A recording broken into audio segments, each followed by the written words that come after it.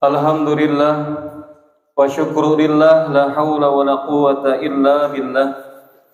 Ashhadu an la ilaha illallah wahdahu la syarika lah wa ashhadu anna Muhammadan abduhu wa rasuluhu alladzi la nabiyya ba'dah. Faqala Allah ta'ala fi kitabihil karim, a'udzu billahi minasy syaithanir rajim. Yarfa'illahu alladhina amanu minkum walladhina utul ilma darajah. Wa qala Rasulullah sallallahu alaihi wasallam, khairukum man ta'allama al-Qur'ana wa 'allama al-hadis. Puji dan syukur kita panjatkan kehadirat Allah Subhanahu wa taala. Alhamdulillah atas limpahan nikmat, karunia, taufik dan hidayah dari Allah Subhanahu wa taala. Pagi hari ini kembali kita diberikan waktu sehat dan kesempatan oleh Allah Subhanahu wa taala untuk bisa memenuhi undangan dan seruan di antara kita melaksanakan mencari ilmu, di mana mudah-mudahan Allah Subhanahu wa taala menjadikan setiap ilmu yang kita pelajari dari semua guru-guru kita menjadi ilmu yang bermanfaat dunia dan akhirat. Amin ya Allah ya Rabbal Alamin. Salawat dan salam semoga tetap terlimpah curah untuk Nabi panutan alam, yakni Nabi Muhammad sallallahu alaihi wasallam, untuk seluruh keluarganya, para sahabatnya, tabi'in, tabi'ut tabi'in, sampai pada kita, umat yang terus berupaya, terus berusaha mengikuti langkah dan sunnahnya. Semoga di yaumil qiyamah kita mendapatkan syafaatul uzma dari baginda Nabi yang mulia. Amin ya Allah ya Rabbal Alamin. Kita akan lanjutkan kajian kita sebab-sebab terbukanya ilmu untuk sesi yang kedua. Kemarin kita telah membahas makna daripada ilmu. Al-ilmu huwa ma'rifatul ma'lumi ala ma huwa bihi fil waqi'. Jadi makna ilmu adalah ma'rifatul ma'lumi, mengetahui sesuatu, alama huwa bihi fil waqi, yang sesuai dengan kenyataan. Bahwa rasa gula adalah manis, itu ilmu. Bahwa rasa daripada garam adalah asin, bahwa itu adalah ilmu.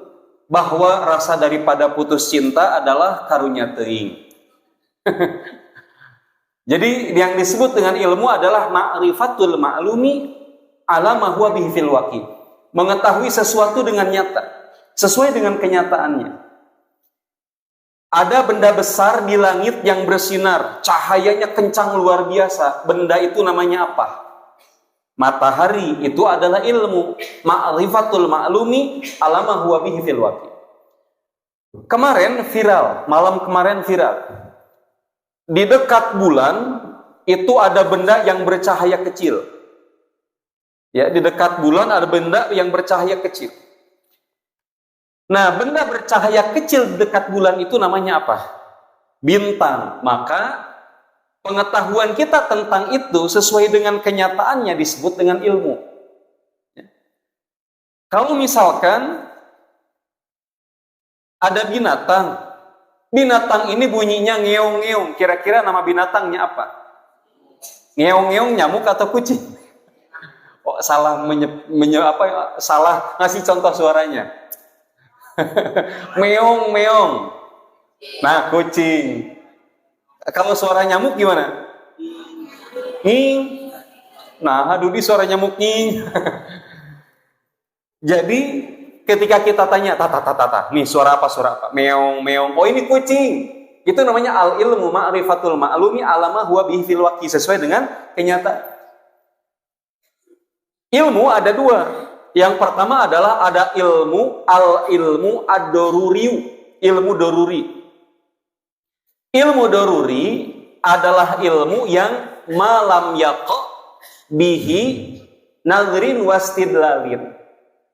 Ilmu daruri adalah ilmu yang tidak butuh pada pembuktian, tidak butuh pada dalil, nggak butuh pada argumentasi. Itu namanya adalah ilmu daruri. Ilmu daruri adalah ilmu yang tidak butuh pada dalil, tidak butuh pada pembuktian. Contoh, pernah nggak ibu di sini tanya, Ustadz Ali, apa dalil dalam Al-Quran bahwa garam itu asin? Nggak perlu, itu tidak perlu ditanya. Namanya ilmu doruri, ilmu pengetahuan yang didapatkan biasanya lewat panca indera. Ilmu pengetahuan yang didapat lewat panca indera itu tidak perlu kita membutuhkan pada dalil, pada argumentasi ya tentang ayatnya, hadisnya, namanya ilmu doruri. Tidak perlu ibu bertanya, Ustadz Ali, mana dalil bahwa kucing itu suaranya meong-meong?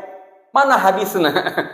Nggak perlu, karena orang juga tahu tanpa dalil, tanpa Quran, tanpa hadis, anu meong-meong eta kucing, ari nu guk-guk-guk. Alhamdulillah, ini lembut gitu. Ayo guk-guk-guk gogok. Iya. Alhamdulillah. Biasanya makan bilang gimana? Iya. Jadi alhamdulillah lemes halus ya. Oh Ramadan ya. Oh Ramadan, kalau di Ramadan beda jawabannya gitu. Oh iya. Oh, bahasa anjing ya lemes. Iya, bahasa Indonesia. Betul. Cuman konotasi di Sunda jadi beda. Iya. Nah, sementara ilmu yang kedua adalah satu ilmu doruri. Yang kedua adalah ilmu muktasabi. Ilmu muktasabi. Sementara ilmu muktasabi adalah ilmu yang membutuhkan huwa al-ilmu al-mauquf ala nadrin wastidlalin. Ilmu muktasab adalah ilmu yang butuh pada dalil, butuh pada argumentasi. Itu namanya adalah ilmu muktasab. Contohnya apa? Contohnya misalkan, ini lagi rame flat earth, ya apakah bumi itu datar atau bumi itu bulat? Makanya ada sebagian orang beranggapan bahwa bumi itu datar katanya. Sebagian lagi beranggapan bumi itu bulat. Nah ini untuk membuktikan bahwa bumi bulat, bumi itu datar, harus butuh pada dalil, pada nadrin wastidlalin, pada penalaran, pada penelusuran, pada dalil-dalilnya. Bukti bahwa bumi teh bulat apa? Bukti bahwa bumi itu datar itu apa? Namanya adalah ilmu muktasab. Ilmu muktasab. Nah jadi ilmu itu dibagi dua tadi. Kebalikan dari ilmu adalah al-jahlu, kan ibu mahafal. Gimana bu dalil al-jahlu teh? Ayo. Waktu kita di sekolah agama kan belajar. Al-ilmu nurun wal jahlu dolun. Ilmu cahaya, ari bodoh teh bahaya. Ilmu itu cahaya, bodoh itu bahaya. Nah apa arti bodoh? Bodoh kata para ulama, al-jahlu huwa, bodoh adalah yatasawwaru syai' ala khilafi ma huwa bihi fil waqi. Bodoh itu adalah menggambarkan sesuatu tapi nggak sesuai kenyataan. Gitu. Bodoh itu adalah menggambarkan sesuatu tapi nggak sesuai kenyataan. Contoh. Coba misalkan orang ditanya, apa sih mobil itu, Ustadz? Mobil itu punya kaki 4 dan ada ekornya. Jadi mobil itu Ustadz punya kaki 4 dan punya ekor, disebut mobil. Salah mempresentasikan itu namanya al-jahlu. Bodoh itu adalah salah mempresentasikan sesuatu tidak sesuai dengan kenyataan. Jadi yang tidak sesuai dengan kenyataan itu disebut dengan al-jahlu.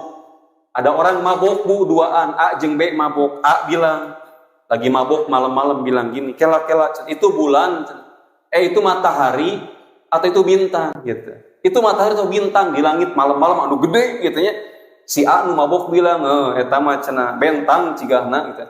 Cek si B lain, eta mah matahari itu panon poe cenah eta. Jadi cek si A eta bentang, cek si B itu adalah matahari panon poe. Debat dua-duanana, padahal salah katanya. Itu eta mah bentang, eta mah panon poe, eta mah bentang, eta mah panon poe. Nah, aku sabab cenah urang teh teu ngarti salah. Kita tanya, urang tanya. Ada orang lewat ditanya, Pak, maaf Pak mau tanya, itu bintang atau itu adalah matahari? Maaf, saya orang baru, cenah. Saya nggak tahu itu apakah bintang atau matahari. Nah, salah mempresentasikan sesuatu itu namanya adalah bodoh. Apa itu beca? Ustadz, beca adalah sejenis binatang berkaki dua. Dia bisa terbang. Wah, ngacau. Nah, salah mempresentasikan al-jahlu bodoh. Jadi orang disebut bodoh itu karena salah memberitahu tentang sesuatu beda dengan kenyataan. Nah, hanya beda dengan kenyataan gitu. Sebutkan ciri-ciri perempuan. Ustadz, perempuan itu berkumis, yang keduanya punya janggut, dan dia punya jakut. Ini salah. Berarti dia al-jahlu bodoh. Al-jahlu bodoh. Coba ceritakan apa yang dimaksud dengan apa itu yang disebut dengan atimau atau dorayaki. Ustaz, atimau atau dorayaki adalah sejenis makanan kesukaan orang Sunda, eta teh jengkol. Berarti betul, eta mah al ilmu. Nah, kurang lebih contoh gitu. Bodoh, al-jahlu ada dua. Al-jahlu ada dua. Pertama adalah ada jahlul basit. Jahlul basit. Dua adalah jahlul murakkab. Jahlul murakkab. Apa itu jahlul basit? Ibu ditaros, ibu bisa nggak bikin bolu kukus Amanda? Alah, Ustadz tetiasa. Tidak bisanya ibu bikin bolu kukus itu namanya jahal basit. Namanya jahal basit. Ibu tahu arti Amanda? Nggak tahu ya? Anak mantu damai. Betulan, segera dicari. Jadi arti Amanda teh anak mantu damai. Gitu. Jadi ulah ribut anak jeung mantu teh gitu teh. Jadi bikinlah perusahaan itu gitu. Ibu tahu rumah makan Ampera? Apa arti Ampera? Arti Ampera itu amanah penderitaan rakyat. Mau betul teh. Jadi rumah makan itu dibikin. Kalau ada rakyat-rakyat yang beli, sina-sina kudu saudug-udug. Ya, meskipun telurnya sedikit, tempenya dikit, tahunya dikit, tapi kudu banyak tas sina-sina mah. Jadi disebut Ampera, amanah penderitaan rakyat. Papeureun mah laukna atuh tak bisa banyak, minimalnya sih nasina gede pisan tah eta Ampera gitu. Cuanki mah apanya cuankinya? Cari uang jalan kaki. Ari putu. Ayo. Pencari uang tenaga uang. Eta teh aya hartosna sadayana teh gitu. Semua ada artinya. Nah, jahal basit adalah bodoh tidak tahu secara lumrah. Misalkan, siapa di sini yang tahu di belakang tembok ada apa? Apakah di belakang tembok ada macan? Nggak tahu, Ustadz. Ketidaktahuan eta teh jahal basit eta teh. Santri, adakah di sini santri yang bisa nyangkul? Adakah di sini santri yang bisa tahu atau tidak? Jadi kalimatnya tahu atau tidak. Adakah di sini santri yang tahu atau tidak? Tahu atau tidak? Siapa yang ada di dalam WC laki-laki sekarang? Nggak tahu, Ustaz. Nah, itu teh jahal basit, itu teh namanya ketidaktahuan teh jahal basit. Ada nggak santri yang tahu apa yang ada di dalam tembok ini? Di dalam tembok ada apa? Udah apa Ustaz, jahal basit kata teh. Nah, sementara ada jahal yang kedua, namanya jahal murakkab, bodoh bertingkat-tingkat. Namanya jahal murakkab, bodoh bertingkat-tingkat. Kalau kata guru saya waktu itu namanya adalah bodoh tai ka hulu-hulu. Jadi gitulah diceritakan karunya keur saum. Ya, bodoh tai ka hulu-hulu. Artinya jahal murakkab. Orang yang dia tidak tahu bahwa dirinya tidak tahu, tapi dia percaya diri mengatakan sesuatu ketidaktahuannya itu gitu. Contoh di TV ada orang namanya Abu Janda Al-Bollywoodi. Ya, Abu Janda Al-Bollywoodi. Nanti dia akan berpasangan dengan Umu Duda Al-Hollywoodi. Kan Abu Janda Al-Bollywoodi, pasangannya lah Umu Duda. Umu Duda. Gitu. Kalau isinya ada Dudi ya. Al-Hollywoodi. Nah, Abu Janda Al-Bollywoodi di TV One, dia dengan pertentang mengatakan, ini nih benderanya Rasulullah. Al-Liwa Ar-Royah itu begini nih. Dan saya ambil ini dari internet. Wah, dia gagah banget ya mengatakan ini nih gitu kan. Adalah bendera Rasul Al-Liwa wa Ar-Royah, saya ambil di internet. Adalah seorang ustadz yang sudah mondar-mandir berpuluh-puluh kali ke Turki. Bendera Rasul disimpan di Turki, di Museum Topkapi. Ustadz Felix bilang, bukan, itu bukan benderanya Rasul Ali wa Arroyah, bukan. Dibilang gitu. Itu Abu Janda, dia iya bener, ini bendera Rasulullah. Bukan, saya sudah bolak-balik masuk ke Museum Topkapi. Itu adalah benderanya kekhilafahan Turki Utsmani, bukan bendera Ali wa Arroyah. Kakarawe jebewe dirinya mah. Artinya adalah dia tahu kalau dia tidak tahu apa-apa, tapi percaya diri memberitahukan sesuatu itu kekehwe. Disebut nanti geningan debat kusir marbutkeun paisan kosong. Kekehwe mengatakan itu adalah A padahal bukan A gitu. Namanya adalah jahal murokab. Jahal murokab, bodoh bertingkat-tingkat. Nah, kita lanjut nih.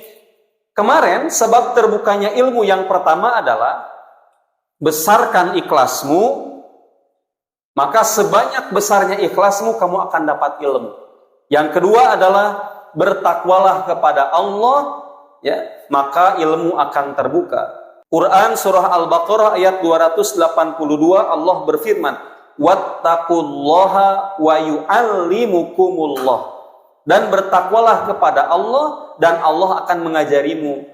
Jadi, Ustadz, saya mada susah hafalnya, mudah lupanya. Itu tipe orang yang nyumpahin diri sendiri. Ustadz, abi mah fakyu, astagfirullah. Fakyu teh artinya apa? Faktor yuswa. Fakyu teh faktor yuswa. Faktor usia, Ustadz. Jadi kalau ngafalin teh susah masuknya, hilangnya gampang banget lupanya itu. Faktor usia. Lah Ustadz, saya mah sudah faktor usia nggak bisa menghafal. Katanya menghafal di waktu tua itu seperti air di atas daun talas. Itu adalah sumpah serapah orang nyumpahin diri sendiri. Nggak boleh. Tidak boleh nyumpahin diri sendiri dengan mengatakan kalimat itu. Hati-hati, banyak orang celaka gara-gara nyumpahi diri sendiri. Berhati-hatilah atas apa yang kamu fikirkan. Karena apa yang kamu fikirkan akan berubah jadi perkataan. Hati-hati dengan apa yang kamu katakan, dia akan berubah menjadi perbuatan. Hati-hati dengan perbuatanmu, ia akan berubah menjadi kebiasaan. Hati-hati dengan kebiasaanmu, ia akan berubah menjadi karakter. Dan karakterlah yang akan menunjukkan nasibmu di masa yang akan datang. Orang itu bermula dari pikiranana. Kalau pikirannya bersih, keluarnya bersih. Orang itu kalau pikirannya kotor, keluarnya kotor. Kalau kata Aagim, teko akan mengeluarkan isi teko. Kalau isi teko nate cai heran, keluarnya jin dan jun. Ya cai heran keluarnya cai heran. Jika di dalamnya adalah teh, keluarnya ya keluarnya teh. Namun di dalamnya teh air comberan, keluarnya air comberan. Anu soleh mah ada. Kemarin kata Zahranya, kalau misalkan komentatornya seorang ustad, kan ngomen bola oge, subhanallah gitu kan. Zahra ngocek bola, bola dikocek oleh Zahra, Zahra dikocek oleh bola. Subhanallah, kan gitu. Ademnya, gagal mencetak gol, astagfirullah. Jadi, orang yang bersih hatinya akan keluar dari lisannya itu kata-kata yang baik dan bersih. Tapi orang-orang yang di dalam pikirannya kotor, di dalam hatinya kotor, keluarnya pun jadi kotor dan kasar. Jadi kata-katanya teh garihal. Kata-katanya tidak baik karena gimana hatinya? Hati bersih keluar bersih, hati kotor keluar kotor. Hati-hati tuh dengan pikiran. Orang semua bermula dari pikiran. Di sini ada yang mau diet sukses? Diet sukses? Usah diet gagal wae. Nah, jadi dietnya gagal wae. Padahal kemarin ketika badan kita lumayan cukup besar, itulah tanda kesuksesan. Gitunya. Daripada orang kurus, kering, hidung, keriting, hirup. Nah, ini gimana nih, ada raja. Raja ini cerita ke penasehatnya. Coba nih penasehat, carikan solusi. Saya nih nggak bisa berhenti makan. Ini badan udah seuduk-uduk gitu. Badan seuduk-uduk. Udah gede banget begini. Budayut jeung burayut. Nah, nggak tahu tuh apa arti budayut, burayut. Udah gede banget. Gimana nih caranya biar saya pengen kurus? Akhirnya penasehat cari tabib jitu. Gimana caranya ini raja biar jadi langsung kurus, ya, ideal badannya.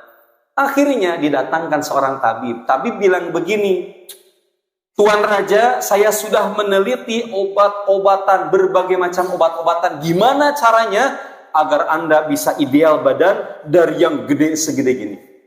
Raja senang lalu bilang, cepat kasih tahu obatnya apa. Sederhana Raja obatnya. Saya sudah siapkan cairan ini berwarna kuning. Ingat, bukan ciompol ya teh. Soalnya ingat kuning ciompol gitu. Nah, saya sudah siapkan air berwarna kuning ini dan saya bikin ramuan-ramuan spesial di dalamnya. Anda minum ini selesai, kelar. Anda hanya tinggal nunggu beberapa hari, tubuh Anda akan ideal. Akhirnya itu raja dengan bergegas minum itu cairan selama 7 hari berturut-turut. Karena syaratnya 7 hari berturut-turut. Setelah hari berikutnya tinggal nunggu hasil. Tidak ada pantangan apa-apa. Makan tidak usah dikurangi. Sokwe makan seenaknya gitu kan. Kata dokter kalau kita makanan tidak ada larangan berarti pimaoten. Tos jangan dilarang-larang, biarin aja suruh dia makan gitu. Nah ini raja juga sama. Raja tidak ada pantangan buat Anda setelah minum ini, pokoknya Anda akan jadi kurus. Hari pertama nggak ada penurunan berat badan, malah nama. Hari kedua tidak ada kabar baik. Hari ketiga, seminggu, 2 minggu, tidak ada perubahan. Akhirnya ditanya, tabib, yang benar kamu ngasih obat, kenapa saya makin gede begini? Yang kamu berikan itu sebenarnya apa? Tabib bilang, maaf Raja, yang saya berikan ke Anda itu sebetulnya adalah racun. Celaka kamu tabib kamu mau mencelakai saya. Pengawal, tangkap ini tabib, masukkan ke dalam penjara. Dimasukkan ke dalam penjara, si raja merenung, mikir, aduh, iya cilaka, iya mangkaning teh aya racun. Iya racun mangkaning sekian hari dia akan bereaksi, dia akan menyebabkan dirinya akan jadi mati. Terus kepikiran, nggak mau makan, nggak bisa tidur gitu. Terus saya nggak mau makan, nggak bisa tidur. Sampai selama 3 bulan, itu raja berubah wujudnya teh. Ya, dari yang gede dia jadi singset langsung. Kata raja, coba ditanya katanya. Ini kok saya belum mati-mati, ada apa? Akhirnya pas ditanya kata tabib, itu raja cairan biasa saja. Itu cuman air yang kasih warna, yang dikasih warna oleh saya. Nggak ada apa-apa.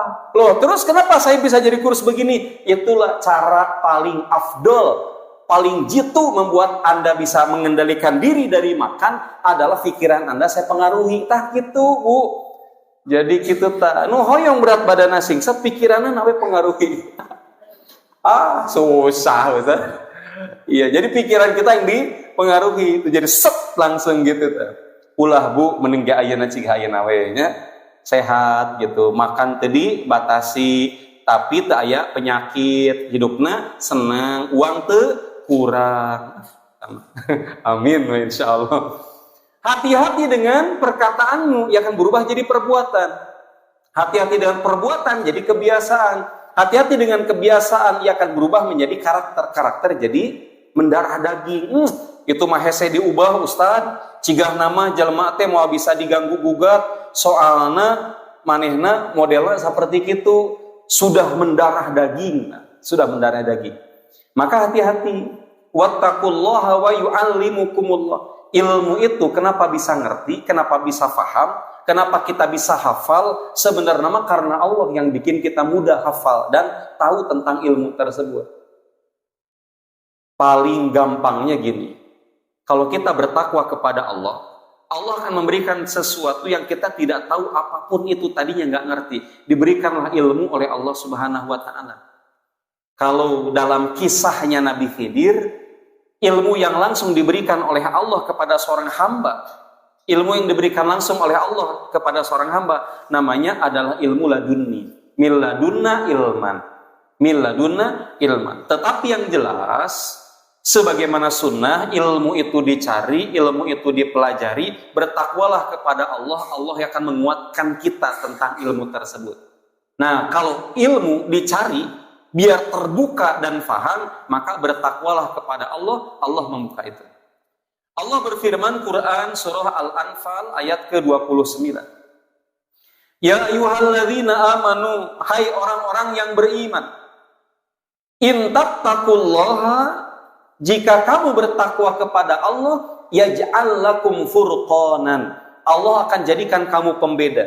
Artinya antara ngerti dan tidak ngerti, tahu dan tidak tahu, Allah yang akan memberikan kita firasat itu.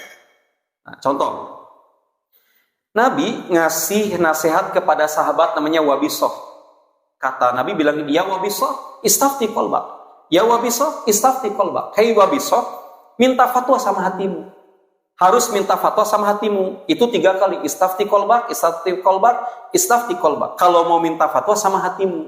Nah, ini, hadis ini tidak sembarang digunakan. Karena kan bahaya. Ya. Jadi pentingnya ngaji itu di sini. Tidak boleh memahami Al-Quran dan hadis, baca langsung tidak boleh. Tanpa guru terlarang. Kata para ulama, orang belajar Quran dan hadis tanpa guru, maka syaitanlah gurunya. Wajib punya guru. Karena akan salah faham. Nah, jadi kata Rasul, ya wabiso istafti qalbak. Minta fatwa sama hatimu. Kenapa? Hati itu kalau sudah bersih, dia akan memberikan 2 sinyal. Pertama, jika kita sedang baik, hatinya sedang sehat, maka saat kita mengerjakan kebaikan, albirru ma'annat ilaihil qalb. Jadi kalau hati sedang sehat akan memberi isyarat kalau bikin kebaikan hatinya jadi tenang, gitu. Jadi kalau kita mengerjakan satu kebaikan hatinya jadi tenang, isyarat dari hati yang bersih. Sementara isyarat dari hati yang bersih saat kita mengerjakan dosa, wal ithmu mahaka fi sadrika, mengganjal di dada, tidak tenang, tidak nyaman, gelisah, galau, merana, disingkat gegana gitu. Nah, gegana teh gelisah, galau, merana. Itu teh karena apa? Firasat hati yang respon, ini teh dosa tong dikerjakan gitu. Nah, kata para ulama, Rasulullah bilang istafti qalbak itu kepada Wabisoh yang hatinya bersih. Tapi yang hatinya tidak bersih, nggak boleh minta fatwa ke hatinya. Pelaku dosa, pelaku maksiat, tanya we ke hati, itu kudu berangkat atau ulah. Saya ini harus jahilin orang atau jangan? Saya harus bunuh orang atau jangan? Ada tanya cek Rasulullah karena hati. Orang awam tidak boleh menggunakan dalil seperti itu. Jangan, tidak boleh. Ini bisa celaka, bahaya. Yang dimaksud dengan istafti qalbak, kalau hati bersih, kalau hati bersih silakan boleh minta fatwa.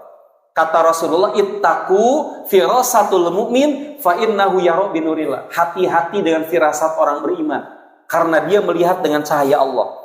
Umar bin Khattab itu lagi khutbah, tiba-tiba bilang, awas hati-hati, ada musuh di belakang gunung. Awas hati-hati, ada musuh di belakang gunung. Beres khutbah, Umar ditanya, Umar kenapa? Ya nggak tahu. Allah cuma ngasih tahu ke saya dalam hati saya bahwa di belakang gunung ini ada musuh gitu. Ittaqu firasatul mu'min. Atau kita misalkan, hanya teh anak KTI teh. Hanya teh anak KTI teh. Perasaan ulah lewat ka dieu, betul lah lewat ka dieu, padahal kan biasanya ka dieu jalan teh. Ternyata pas kita lewat ke sana, itu ada ular di sana. Ya. Ada ular yang lewat, pantes, paingat anak kate ulah ka dia gitu. Kalau ibu misalkan, ibu lagi misalkan lagi bawa jarum, si jarum itu tiba-tiba kena ke kulit. Aya naon ieu cingana TV. Aya naon ieu syarat naon ieu. Ya, hanya ingat wae ke anak itu sakit atau enggak. Ternyata anak yang lagi di mana bisa jadi sakit. Batin ibu dan anak nyambung eta teh namana teh firasat. Gitu. Karena bersambung, ittaqu firasatul mu'min fa innahu yara binurillah. Maka orang-orang yang dia bertakwa kepada Allah, Allah ajarkan kepada mereka ilmu. Wattaqullah wa yu'allimukumullah. Imam Syafi'i, ya, beliau berkisah. Kata Imam Syafi'i. Imam Syafi'i ini syakautu waqi'in, mengadu kepada gurunya namanya Imam Waqi'.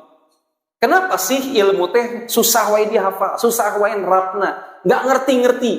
Maka diadukan kepada gurunya namanya Imam Waqi'. Sakautu Waqi'in an su'i hifdi. Aku adukan buruknya hafalanku kepada guruku. Farsyadani ila tarkil ma'asi. Guruku mengatakan agar aku meninggalkan maksiat. Wa akhbaroni bi annal ilma nurun, bahwasanya ilmu adalah cahaya. Wa nurullahi la yuhda li asi, dan ilmunya Allah karena dia adalah cahaya, Allah tidak mungkin memberikan ilmunya kepada orang yang bermaksiat. Berarti pantas jika ilmu dipelajari pek lupa, ilmu pada sudah dihafalkan gak ingat sama sekali, itu karena ada maksiat. Maksiat membuat ilmu itu nggak masuk ke dalam hati. Maksiat membuat ilmu susah dimengerti. Kenapa? Wa nurullahi la yuhda li'asi. Ilmu tidak akan diberikan kepada ahli maksiat. Jadi kalau misalkan, Ustaz, saya faktor apa ya, nggak ngerti-ngerti, nggak paham-paham. Mungkin di antara dua. Satu, dikarenakan ada gangguan di otaknya, ya, ada gangguan mentalnya. Atau yang keduanya adalah dikarenakan ahli maksiat. Kalau nggak ngerti-ngerti, nggak paham-paham. Ya, kalau kita ahli maksiat, ilmu hati-hati, susah masuk, tidak akan paham. Gitu kurang lebih. Kemudian Imam Malik memuji kecerdasannya Imam Syafi'i. Imam Syafi'i 7 tahun hafal Al-Quran, usia 10 tahun sampai 15 tahun sudah boleh berfatwa. Ya, sudah boleh berfatwa di Masjid Nabawi. Lalu Imam Malik memuji kepada Imam Syafi'i, "Inni arallaha qad alqiya, qad alqa ala qalbika nuran." Hei Syafi'i, saya lihat, nah gitu. Hei Syafi'i, saya lihat Allah telah memberikan kepada hatimu cahaya. Saya telah melihat Allah memberikan kepada hatimu cahaya, ilmu maksudnya. Ngerti, mudah, gampang difahami. Fala tutfihu, jangan kamu padamkan cahaya di hati kamu itu bidzulmatil maksiat, dengan gelapnya maksiat. Jadi maksiat itu bikin hati jadi gelap. Maksiat bikin ilmu jadi susah, tidak difahami, tidak dimengerti.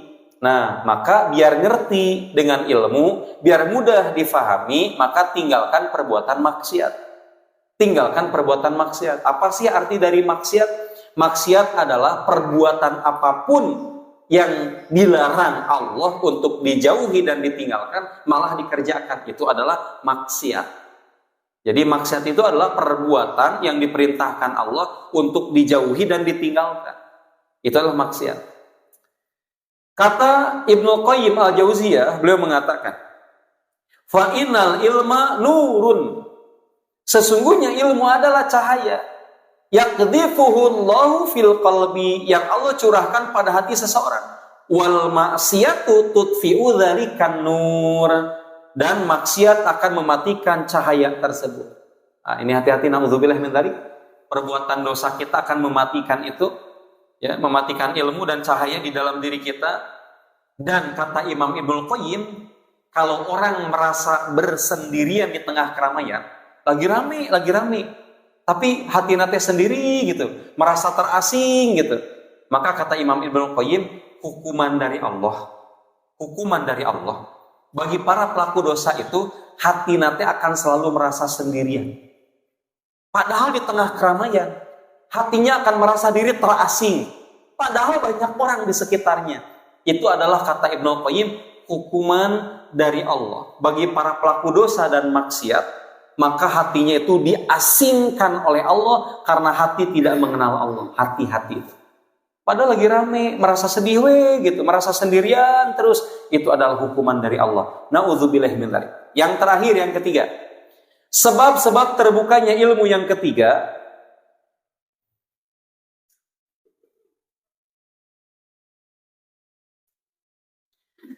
adalah saat ilmu berbuah amal.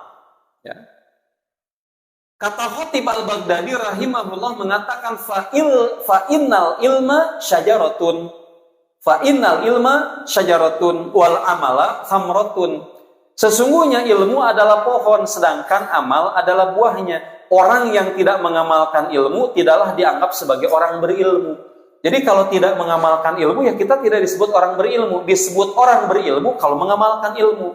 Wah, itu mah banyak ilmuna, tapi kalau tidak diamalkan bukan orang berilmu. Orang disebut sebagai orang berilmu kalau mengamalkan ilmunya. Maka dalam kalimat syair yang masyhur, ya, ilmu bila amalin kasyajaratin bila thamratin. Ilmu tanpa amal seperti pohon tanpa buah. Ya, atau kalimat lainnya apalagi? Ilmu tanpa amal seperti pohon tanpa buah. Ya, kalau dangdut makan, dangdut tanpa goyang. Astagfirullah. Bukan dangdut kalau tanpa goyang katanya. Nah, kalau ini ilmu bila amalin kasyajaratin bila thamratin. Jadi ilmu akan terbuka yang ketiga ketika ilmu itu dia berbuah menjadi amal. Nah, ini hati-hati, naudzubillah. Ancaman. dari Allah Subhanahu wa taala. Ancaman bagi orang yang tidak mengamalkan ilmunya. Allah berfirman, "Ya ayyuhalladzina amanu lima taquluna ma la taf'alun kabura maqtan indallahi an taqulu ma la taf'alun." Hai orang beriman, kenapa kamu mengatakan sesuatu tapi kamu tidak mengerjakan itu? Kabura maqtan, dosa besar di sisi Allah. An taqulu ma la taf'alun, kamu mengatakan sesuatu tapi kamu tidak mengerjakan. Nih hati-hati nih, jangan sampai jadi calo. Ngajakin orang berbuat baik, dia tidak baik. Ngajarin orang untuk ngajakin orang sedekah, dia sendiri tidak sedekah. Ngajakin orang untuk qiyamul lail, dia sendiri tidak qiyamul lail. Hati-hati, na'udzubillah min dzalik. Ngajakin orang baik, dirinya sendiri tidak baik. Maka dia akan disebut sebagai orang yang kabura maqtan indallahi an taqulu ma la taf'alun. Dosa besar di sisi Allah. Gimana coba calo? Kolot gitu kan? Orang lain naiknya ulah naik eta teh. Soalnya nu naik du karolot tungkul. Ya kan tadi kolot nu naik teh kolot tungkul atuh. Anu ngarora mah tong naik. Kolot orang naik. Ketika sudah penuh, ya udah jalan. Ari si calona tidak naik. Nah, itu teh perumpamaan ya. Jadi perumpamaan seorang yang kabura maqtan indallah. Tapi ulah kasih mang calona, mang kabura maqtan indallah. Oh, santri gagah ya ka mang calonya. Mang nah teu naik. Dadek saya poesina gini, kata Allah juga kabura maqtan indallah ya antakun wala taqalun. Ya, itu contoh permisalan. Nauzubillahi min dzalik. Atau Quran surah Al-Baqarah ayat 44. Atamuruna an-nasa bil birri wa tansawna anfusakum wa antum tatluna al-kitab afala ta'qilun. Apakah kalian nyuruh manusia berbuat baik sementara kamu melupakan dirimu sendiri? Apakah kamu tidak berpikir? Ari kabatur nitahade, ari kita natahade. Ari ka orang lain nyuruh berbuat kebaikan, ari kita meninggalkan kebaikan tersebut. Itu dicela oleh Allah Subhanahu wa taala. Lihat ada hadis dari Usamah bin Zaid dikatakan bahwasanya yuja birrajulin yaumal qiyamah. Nanti di hari kiamat akan didatangkan seorang laki-laki atau seseorang manusia. Fayulqa fin nari, itu orang dilemparkan ke dalam neraka. Apa yang terjadi? Kemudian fatadliku aktabuhu, saat dilemparkan dari atas ke dalam neraka, terburai ususnya. Jadi ususnya keluar semuanya. Ususnya keluar. Kemudian ditanyakan, fayatihi ahlun nari, datanglah ahli neraka. Ya, ahli neraka ini lalu tanya, hai fulan, masya'nuka, apa yang terjadi dengan kamu gitu. Alam takun ta'muruna bil ma'ruf, kan dulu waktu di dunia kamu teh suka nyuruh-nyuruh saya dalam kebaikan. Nah, sekarang kenapa masuk ke dalam neraka? Maka orang itu dia mengatakan, bala kuntu amarukum, saya itu menyuruh kalian bil ma'ruf dalam kebaikan, wala atihi, tetapi saya juga tidak mengerjakannya.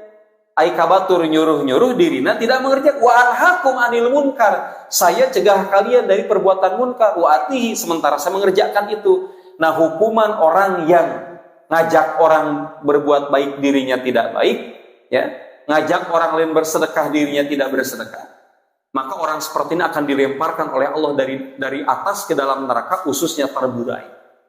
Nauzubillah min dzalik. Nah, ada orang yang gara-gara hadis ini bilangnya, Ustaz, kita ma'atulah, saya mah tidak akan berani berceramah, berdakwah, mau ngajak-ngajak.